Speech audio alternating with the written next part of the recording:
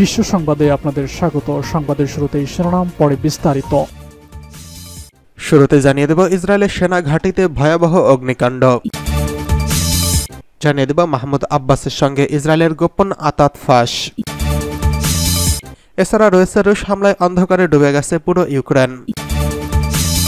অন্যদিকে মার্কিন নিষেধাজ্ঞার হুঁশিয়ারি প্রতিক্রিয়ায় যা বলল ভারতের পররাষ্ট্রমন্ত্রী। সর্বশেষ জানিয়ে দেব রাফা ছেড়ে পালিয়ে গেছে 4.5 লাখ ফিলিস্তিনি। ইসরায়েলের সেনা ঘাঁটিতে ভয়াবহ আগুনে পড়ছে ইসরায়েলের একটি সামরিক ঘাঁটি। তেল আবিবের রামাত গান শহরে তেল হামসার সামরিক ঘাঁটিতে এই অগ্নিকাণ্ডের ঘটনা ঘটে।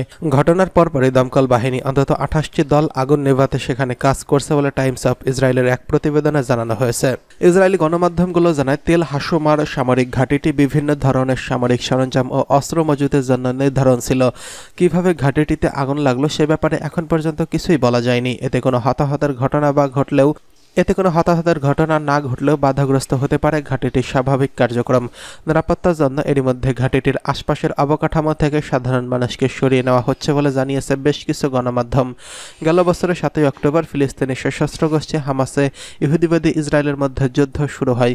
সেই সময় থেকে ইসরায়েলের বিভিন্ন শহর লক্ষ্য করে হামলা চালিয়েছে হামাস ও ইরানপন্থী বিভিন্ন সশস্ত্র গোষ্ঠী। তবে তেল আবিবের এই ঘাঁটিতে অগ্নিকাণ্ডের সঙ্গে হামাসের কোনো সংশ্লিষ্ট থাকার সম্ভাবনা কম বলে মনে করা হচ্ছে, কারণ ইসরায়েলের এসব ঘাঁটি শক্তিশালী আকাশ প্রতিরক্ষা দিয়ে সুরক্ষিত। হামাসের ছোড়া রকেট বা ক্ষেপণাস্ত্র সেখানে পৌঁছানোর সম্ভাবনা নেই। এছাড়া লেবাননের সশস্ত্র গোষ্ঠী সেখানে হামলা চালিয়েছে এমন কোনো দাবিও করা হয়নি। এদিকে মাহমুদ আব্বাসের সঙ্গে ইসরায়েলের গোপন আঁতাত ফাঁস।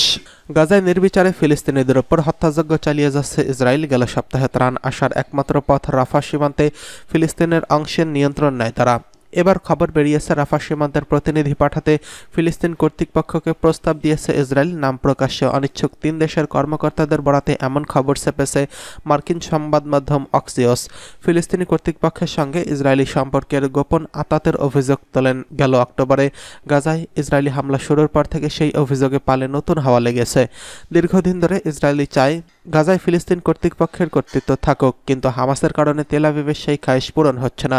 ইসরায়েলের সেনাবাহিনী গেল সপ্তাহে সোমবার রাফা সীমান্তের ফিলিস্তিনি অংশের নিয়ন্ত্রণ নেয়। এরপর ওই সীমান্ত বন্ধ করে দেয় ইসরায়েল। এমন অবস্থায় ইসরায়েল ও গাজার মধ্যবর্তী কেরেম শালোম শহর ক্রসিং দিয়ে ত্রাণবাহী ট্রাক চলাচল বন্ধ করে দিয়েছে মিশর। রাফা সীমান্ত থেকে ইসরায়েলি বাহিনী সরে গেলেই তারা ট্রাক যেতে দেবে। ইসরায়েলের সিনিয়র কর্মকর্তারা বলেছেন তারা রাফা নিয়ন্ত্রণ ফিলিস্তিনিদের কাছে ছেড়ে দেওয়ার চেষ্টা চালিয়ে যাচ্ছে। তবে হামাস ঘেঁষা কাউকে ইসরায়েল চায় না বলেও জানিয়েছেন তারা।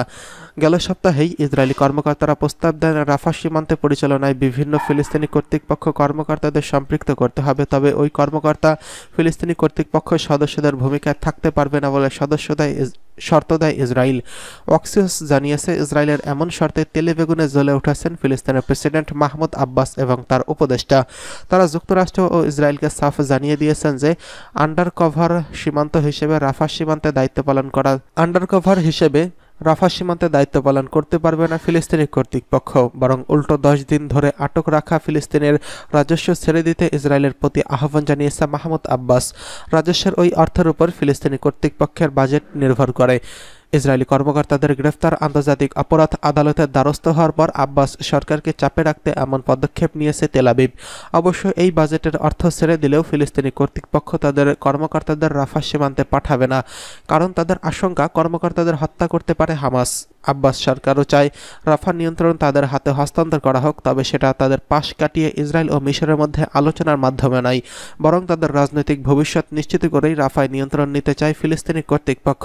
তেমন কিছুর ব্যাপারে ইসরায়েলের কাছ থেকে সবুজ সংকেত পেলে রাফায় কর্মকর্তা পাঠাতে কোনো আপত্তি নেই মাহমুদ আব্বাসের। এদিকে রুশ হামলায় অন্ধকারে পুরো ইউক্রেনের হামলার মাত্রা বাড়িয়েছে রাশিয়া। সম্প্রতি দেশটির বিদ্যুৎ ও জ্বালানি স্থাপনাগুলোকে লক্ষ্যবস্তু করছে রুশ বাহিনী। এতে চরম সংকটে পড়েছে বিদ্যুৎ খাত। জানা গেছে রুশ হামলার জেরে মঙ্গলবার অন্ধকারে ডুবে যায় পুরো ইউক্রেন। দেশটির রাষ্ট্রায়ত্ত বিদ্যুৎ পরিচালনাকারী প্রতিষ্ঠান ইউক্রেনগো এই তথ্য জানিয়েছেন। রাশিয়ায় হামলার কারণে বিদ্যুতের অভ্যন্তরীণ চাহিদাই পূরণ করতে পারছে না ইউক্রেন। এমনকি চাহিদাই পূরণে ইউরোপীয় ইউনিয়নভুক্ত প্রতিবেশী দেশগুলো থেকে বিদ্যুৎ আমদানি করতে ইউক্রেনকে বাধ্য করছে রাশিয়া। টেলিগ্রাম ইউক্রেনগো জানায় মঙ্গলবার স্থানীয় সময় রাত 9টা ঘন্টা এবং পরবর্তী 4 ঘন্টায় ইউক্রেনের সব কটি অঞ্চলে জরুরি ভিত্তিতে বিদ্যুৎ সরবরাহ বন্ধ রাখা হয়। এর ফলে অন্ধকারে ডুবেছিল পুরো ইউক্রেন। প্রতিষ্ঠানটি এর পেছনে দুটি কারণ চিহ্নিত করেছে। সেগুলো হলো ইউক্রেনের বিদ্যুৎ স্থাপনাগুলোয় রুশ বাহিনী একের পর এক হামলা ও তাপমাত্রা কম থাকায় বিদ্যুতের চাহিদা বেড়ে যায়। সামাজিক যোগাযোগ মাধ্যমের পশ্চিমাঞ্চলের লিভিভ শহরে কিছু ভিডিও ছড়িয়ে পড়েছে। এতে দেখা গেছে শহরের কেন্দ্রস্থলের ভবনগুলোতে অন্ধকারে ডুবে গেছে, সড়ক বাতিঘরগুলো জ্বলছে না। এদিকে মার্কিন নিষেধাজ্ঞার হুঁশিয়ারি প্রতিক্রিয়ায় যা বলল ভারতের পররাষ্ট্রমন্ত্রী। ইরানের চাবাহার সমুদ্র বন্দর নিয়ে তেহরান ও নয়াদিল্লির চুক্তির পর ভারতকে নিষেধাজ্ঞার হুঁশিয়ারি দিয়েছে মার্কিন প্রশাসন। এবার সেই মার্কিন হুঁশিয়ারির প্রতিক্রিয়া দিলেন ভারতের পররাষ্ট্রমন্ত্রী এস জয়শঙ্কর। তিনি বলেছেন, ইরানের সঙ্গে এই প্রকল্পটি দুই অঞ্চলের জনগণের জন্য বেশ মঙ্গলজনক, সুতরাং জনগণ এক্ষেত্রে কারো সংকীর্ণ দৃষ্টিভঙ্গি মেনে নেবে না। বুধবার জয়শঙ্করের লেখা হোয়াই ভারত ম্যাটার্স বইয়ের বাংলা সংস্করণ পাঠ প্রকাশ অনুষ্ঠানে যুক্তরাষ্ট্রের হুঁশিয়ারির জবাব দেন। গণমাধ্যমের খবরে বলা হয়েছে, যুক্তরাষ্ট্র নিজেই অতীতের চাবাহারের বৃহত্তর প্রাসঙ্গিকতার প্রসঙ্গ করছে বলে মন্তব্য করেছেন ভারতের পররাষ্ট্রমন্ত্রী। মার্কিন হুঁশিয়ারি সম্পর্কে প্রশ্ন করা হলে জয়শঙ্কর বলেন, আমি তাদের মন্তব্য দেখেছি, তবে আমি মনে করি যোগাযোগ ও এখানে জনগণের আশা আকাঙ্ক্ষার কথা ভাবা উচিত। আমি মনে করি না কারো এ বিষয়ে সংকীর্ণ দৃষ্টিভঙ্গি রাখা উচিত। তিনি আরও বলেন, যুক্তরাষ্ট্র অতীতে কখনো এমন মন্তব্য প্রকাশ করেনি। আপনারা যদি চাবাহার বন্দরের প্রতিটি যুক্তরাষ্ট্রের নিজস্ব মনোভাব লক্ষ্য করেন, দেখবেন তারা এর আগে চাবাহারের বৃহত্তর প্রাসঙ্গিকতা নিয়ে প্রশ্ন করছেন। সোমবার ইরানের চাবাহার সমুদ্র বন্দর পরিচালনার জন্য 10 বছরের একটি চুক্তি করছে নয়াদিল্লি ও তেহরান। এর কয়েক ঘন্টার মাথায় যুক্তরাষ্ট্রের পররাষ্ট্র দপ্তরের মুখপাত্র বেদান্ত প্যাটেল হুঁশিয়ারি দিয়ে বলেছেন, ইরানের সঙ্গে কারোর দেশ বৈদেশিক বাণিজ্যিক চুক্তিতে গেলে সম্ভাব্য নিষেধাজ্ঞার মুখে পড়তে পারে। তিনি আরও বলেছেন, ইরানের উপর যুক্তরাষ্ট্রের নিষেধাজ্ঞা এখন কার্যকর। এসব নিষেধাজ্ঞা আরও জোরদার করা হবে। এদিকে রাফা ছেড়ে পালিয়েছে 4.5 লাখ ফিলিস্তিনি। গোটা বিশ্বের সমালোচনা উপেক্ষা করে ফিলিস্তিনের গাজা উপত্যকার দক্ষিণাঞ্চলীয় মিশর সীমান্তবর্তী শহর রাফায় নতুন করে হামলা শুরু করেছে ইসরায়েলের সামরিক বাহিনী।